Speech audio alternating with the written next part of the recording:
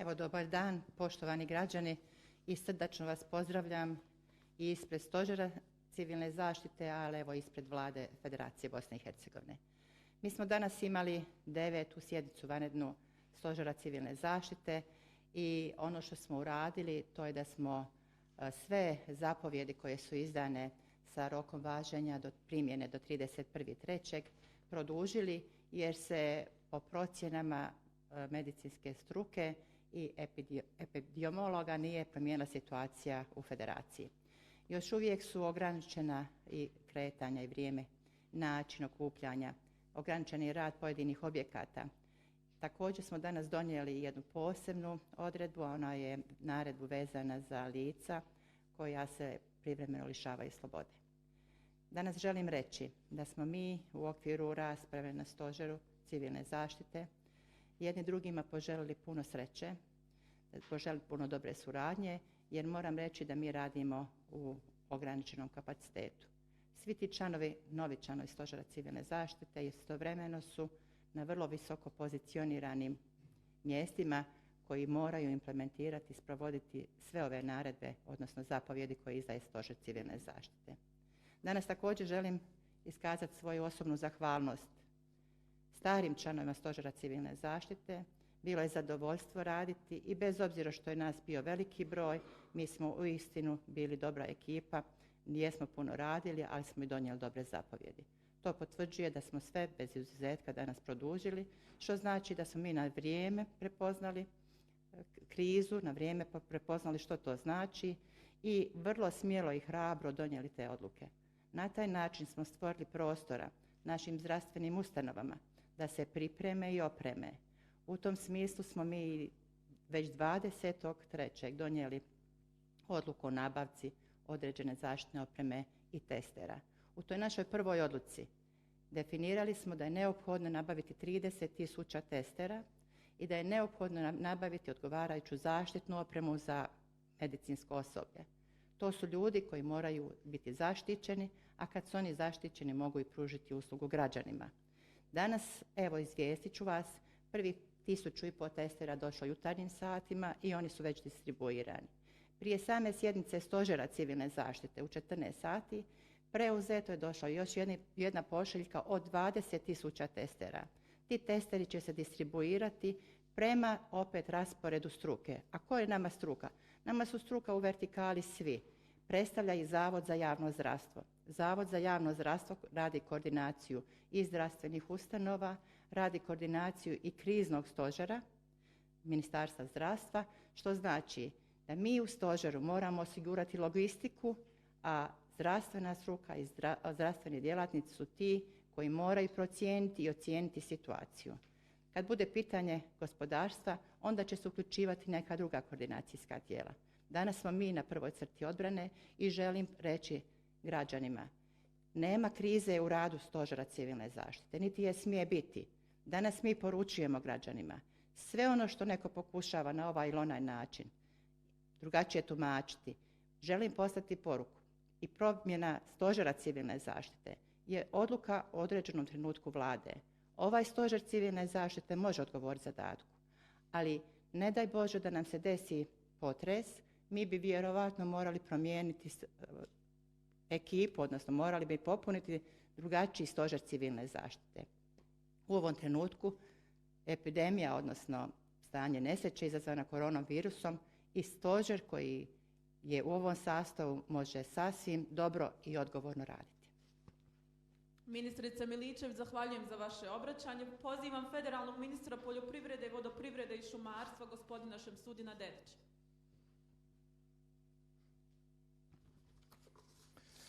Dobro večer, poštovani građani.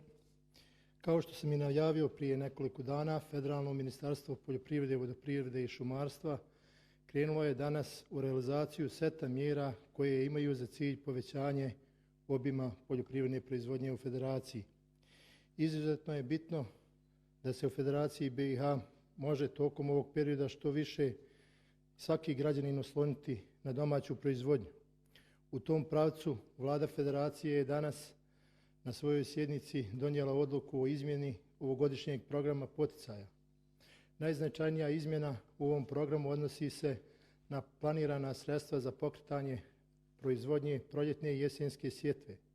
Umjesto planiranih prvobitno 500.000 konvertibilnih maraka, danas smo izmjenom programa planirali sredstva u iznosu od 9 milijuna konvertibilnih maraka kako bi pomogli poljoprivrednim proizvođačima. Naši poljoprivredni proizvođači mogu očekivati sufinansiranje troškova nabave sjemena, mineralnih đubriva i zaštitnih sredstava. Također, kroz jesenu setvu nastojat ćemo da obezbijedimo podršku, ali i garanciju otkupa za sve proizvedene domaće proizvode.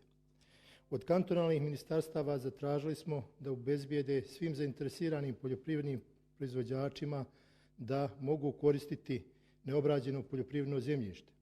Također, preporučili smo svim nivoima vlasti odgađanje plaćanja zakupnina i koncesijskih ugovora za korištenje državnog poljoprivrednog zemljišta za poljoprivrednike, kao i odgodu plaćanja naknada za koncesije po pitanju korištenja voda u periodu od najmanje 3 mjeseca od roka dospijeća u ovoj godini. Današnjim izmjenama programa također ukinuli smo i ograničenja za fizička lica, poljoprivredne obrte i pravna lica. Znači svi oni koji mogu proizvesti količine na svojim gazdinstvima, federacija će poticati iste.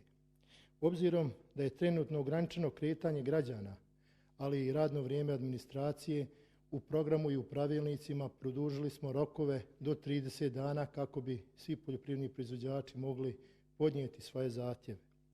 Pored toga, ministarstvo je obezbijedilo operativnom planu 10 milijuna konvertibilnih maraka sredstava koja su raspoloživa za isplatu poticaja. Planiramo sljedeće sedmice krenuti sa isplatom poticajnih sredstava, a ovom prilikom pozivam kantone, to jest kantonalna ministarstva nadležna za oblast poljoprivrede, da u što kraćem roku odrade svoj dio posla s obzirom da pojedini kantoni još nisu dostavili zahtjeve. Također, pozvali smo sve nivoje vlasti da iz svojih budžeta izdvoje veća sredstva za poljoprivrednu proizvodnju. S tim u vezi, mi smo danas u ministarstvu pripremili i uputili u proceduru izmjenu i dopunu zakona o poljoprivrednom zemljištu u federaciji kako bi namjenska sredstva od pretvorbe poljoprivrednog u nepoljoprivredno zemljište, to jest namjenska sredstva kojih trenutno ima oko 20 milijuna konvertibilnih maraka na računima, stavili u funkciju kantonima za podršku proljetnoj i jesenjoj sjetvi. Ovo je izmjena zakona koja bi bila privremenog karaktera i odnosila bi se na period do 30.6. sljedeće godine. Što se tiče trenutnog stanja zaliha, u Federaciji BiH osigurane su dovoljne količine sjemena, sadnog materijala, mineralnih đubriva i zaštitnih sredstava, znači sve ono što je potrebno za proljetnu sjetvu. Obezbijeđene su dovoljne količine veterinarskih lijekova za naredna 3 mjeseca. A ministarstvo će sa svoje strane omogućiti kontinuitet usluga svim subjektima prilikom uvoza repromaterijala za poljoprivrednu proizvodnju i izvoza poljoprivrednih proizvoda. Ono što je važno još jednom ponoviti jeste da Federacija BiH raspolaže dovoljnim količinama hrane da prebrodi ovaj period. Osim toga, vlada će osigurati nabavku dodatnih količina pšenice za robne rezerve. Realizacijom ovih mjera obezbijedit će se veća proizvodnja hrane, obezbijedit će se veća podrška poljoprivrednoj proizvodnji kroz proljetnu i jesensku sjetvu. Ministarstvo je odgovorno za realizaciju ovih mjera, ali očekujemo od poljoprivrednih proizvođača kao i od nadležnih organa na svim nivoima puni angažman. Svima njima, svim poljoprivrednim proizvođačima, svim prerađivačima stojimo na raspolaganju. Hvala. Zahvaljujem ministre Dedić. Zamolit ću ponovo ministricu Miličević da da odgovore na pitanje medija. Prvo pitanje iz Kliksa. Prva odluka novog štaba je da kupe 170.000 testova. Od koga kupuju testove i koliko će to koštati i kada će stići, ministrice? Znači, na Stožeru civilne zaštite mi samo donosimo odluku da se krene u proces javne nabavke.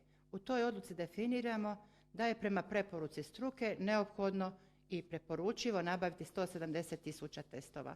Znači sljedeća faza je koju provodi Federalna uprava civilne zaštite, ona je stručna služba Stožera civilne zaštite i traže dobavljače, odnosno te neke ponude na tržištu. O svemu nas izvijeste kada dođe do realizacije. Zahvaljujem. Imamo 2 pitanja iz oslobođenja. Da li je tačna informacija da ste blokirali nabavku testova? Ako jeste, zbog čega? Kada će biti potpisan ugovor o nabavci testova? Kada, koliko i odakle stiže ukupno testova u Bosnu i Hercegovinu i ko su dobavljači? Pa evo, ja sam se jučer jednim javnim priopćenjem obratila našim građanima i rekla da niti sam blokirala i niti bi ikad blokirala nabavku testova, pogotovo što sam vrlo svjesna, možda i više imam informacija o stanju nesreće izazvana pojavom koronavirusa na prostoru Federacije. Ono što sam ja tražila i što ću tražiti i što sam i danas tražila, znači sve ove aktivnosti mora predlagati i predvoditi zdravstvena struka. Cijeli niz postoji ti ljudi koji moraju reći što su prioriteti i da moramo mi naći način osigurati sredstva i drugi dio osigurati isporuku po tim njihovim zahtjevima. Ponovo kažem, zdravstvena struka u vertikali moraju uspostaviti tu koordinaciju od najnižih ambulanti, domova zdravlja do bolnica i ispostaviti potrebe Stožeru civilne zaštite. Drugo pitanje iz redakcije oslobođenja. Da li je mali broj testiranih građana u kantonu Sarajevo doveo do smrtnih slučajeva uzrokovanih pandemijom koronavirusa, te velikoj razlici u odnosu na broj zaraženih koji ima grad Banja Luka, a u kojem dosad nije bilo smrtnih ishoda? Pa nekako se pojavljuje da mi svi sve znamo. Uistinu ja taj dio ne mogu odgovoriti na to pitanje, to je opet odgovor se moraju tražiti od onih koji to prate, analiziraju i određuju strategiju borbi protiv virusa na prostoru Federacije. Još jedno pitanje oslobođenje. Smatrate li da treba izvršiti obimnije testiranje stanovnika na koronavirus ili testirati samo one koji već imaju izražene simptome i šta je pokazao vaš test? Pa ja ću reći da opredjeljenje i odluke da se krene u nabavku, znači ponovo 170.000 testova, ukazuje da zdravstvena struka, odnosno da zdravstvo mijenja strategiju. Vjerovatno će se ići na taj dio da se što više testira i da se poduzimaju određene mjere u okviru toga. Oslobođenje, zadnje pitanje. Jeste li zadovoljni sastavom novog štaba, ministrice? Pa evo, ja sam to u obraćanju na početku rekla. Danas je taj Stožer civilne zaštite bio, to je 9. sjednica. Moram reći da su to ljudi koji su na čelu tih institucija, koji ispod sebe imaju cijele strukture i koje su inače specijalizirane jedinice i službe koje su prvih dana podignute po zapovjedi i stavljene u stanje pripravnosti.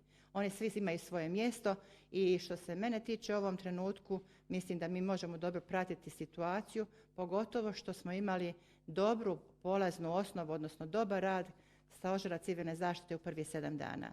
U prvih 7 dana, bez obzira, kažem, koliko mi kažemo da nam je bio obiman veliki stožer i pitanje koliko je funkcionirao, on je pokrivao sve segmente.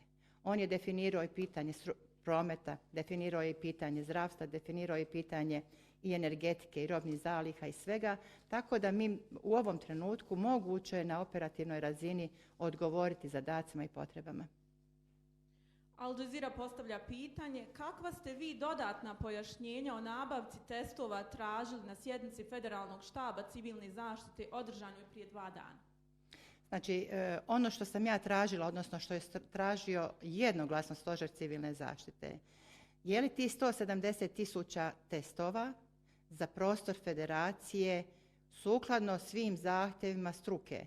Jesu li to testeri, jer kažu da to po tehničkoj strukturi ti testova ima različiti, i odgovaraju li oni stanju i opremi u našim laboratorijama koji mogu uraditi to testiranje. Onog trenutka kad smo mi dobili to od Zavoda za javno zdravstvo da je to u redu, bio je normalan korak da se krene u nabavku, odnosno da se donese odluka da se nabave ti testeri.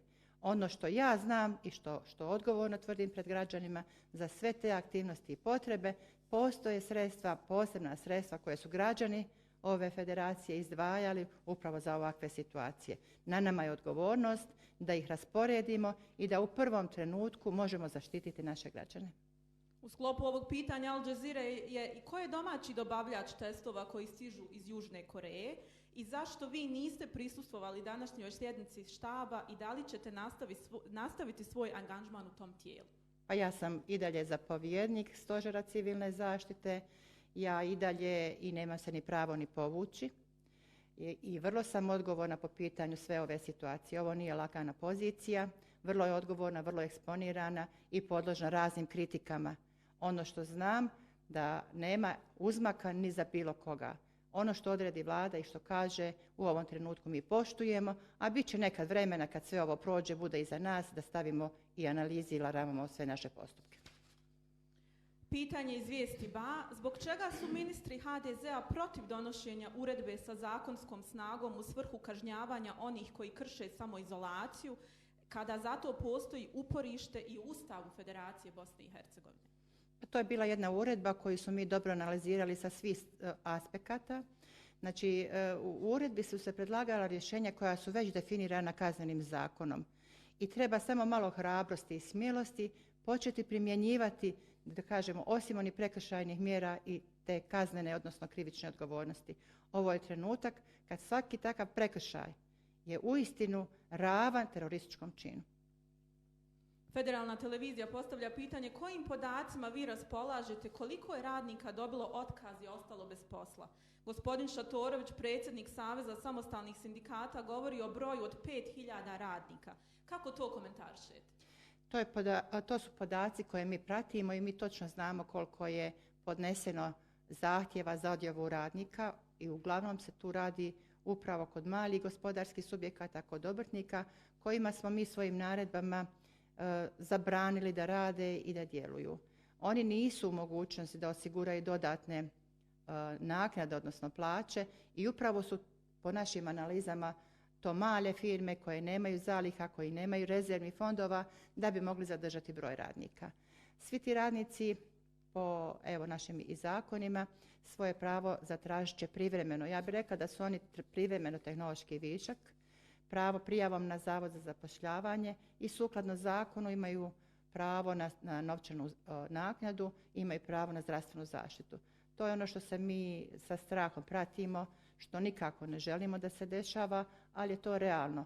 Odgovor Vlade Federacije, odgovor proračuna Federacije i institucije Federalnog zavoda za zapošljavanje je usmjeren u tom pravcu. Sve službe za zapošljavanje u svih 10 kantona, odnosno županija, ukoliko im budu nedostajala sredstva, intervenirat će se iz Federalnog zavoda za zapošljavanje, odnosno iz proračuna. Što znači, nijedan djelatnik koji nađe se na Zavodu za zapošljavanje neće moći biti bez naknade onoliko koliko je to propisano sukladno radnom angažmanu, tu postoje pravila, ali i imat će zdravstvenu zaštitu. Dali ste djelimično odgovor na sljedeće pitanje Federalne televizije, ali ja ću ga postaviti. Šta će biti sa radnicima koji su dobili otkaza koje čeka rata kredita? Hoće li imati neke pogodnosti? Takvi djelatnici, takve fizičke osobe stječu status znači reprogramiranja i ulaska u tu prioritetnu grupu ljudi i po brzom postupku se uspostavlja taj pregovarački postupak sa bankom i radi se reprogram kreditnih obveza. Reprogram kreditnih obveza prema Agenciji za bankarstvo, odnosno prema sadašnjim tim nekakvim odlukama je do 6 mjeseci. Iskreno se nadamo da će ovaj period od 6 mjeseci vratiti se, odnosno da će naši gospodarski subjekti te ljude koji su, ja bih rekla, privremeno otpustili, da će ih po prestanku stanja prirodne nesreće biti vraćeni u radni odnos. Ministrice i zapovjednice Miličević, zahvaljujem za vaše odgovore. Evo, zahvaljujem i pozdravljam naše građane. To što smo mi produžili, odnosno rekli da te naše silne zabrane, kažu samo smo zaboravili još da kažemo da ne smiju disati, mislim da su nužne i da moramo strpljenja napraviti i za sebe i za svoje obitelji, ali i za zdravstveni sektor. Više smo svi naučili sve jer puno se piše, javljaju se i stručnjaci. Ja nisam stručnjak za to, ali kažu restriktivnim mjerama manji je udar, duže traje, ali manje boli. Hvala vam puno. Hvala vama. Zamolit ću ministra Dedića za komentar na pitanje Al Jazeera Balkans. Premijer Novalić je najavio da će zbog novonastale situacije Vlada Federacije Bosne i Hercegovine ove godine maksimalno motivisati sjetvu kako bi između ostalog dodatno zaštitili robne rezerve Federacije Bosne i Hercegovine. Istakao je da Federalno ministarstvo poljoprivrede povećalo fond za sjeme, sad i materijal i đubrivo sa 500.000 na 5 miliona km. Premijer je najavio da će svi imati priliku da podnesu zahtjeve, te da je operativnim planom osigurano 10 miliona konvertibilnih maraka za početak isplate poticaja. Kako komentarišete? Znači, što se tiče operativnog plana za isplatu poticajnih sredstava, mi na raspolaganju imamo 10 miliona konvertibilnih maraka i sljedeće sedmice krećemo sa isplatama. Ovom prilikom još jednom pozivam one kantone koji nisu obradili i dostavili zahtjeve poljoprivrednika da to urade u što kraćem roku. A po pitanju podrške sjetvi, premijer je izjavio da ćemo obezbijediti 5 miliona. Jedina razlika u odnosu na premijerovu izjavu jeste da smo umjesto 5 miliona konvertibilnih maraka danas na vladi obezbijedili 9 miliona konvertibilnih maraka za podršku proljetnoj sjetvi. Zahvaljujem ministre Dedić. Zahvaljujem ministrima. Najavljeno obraćanje vikendom.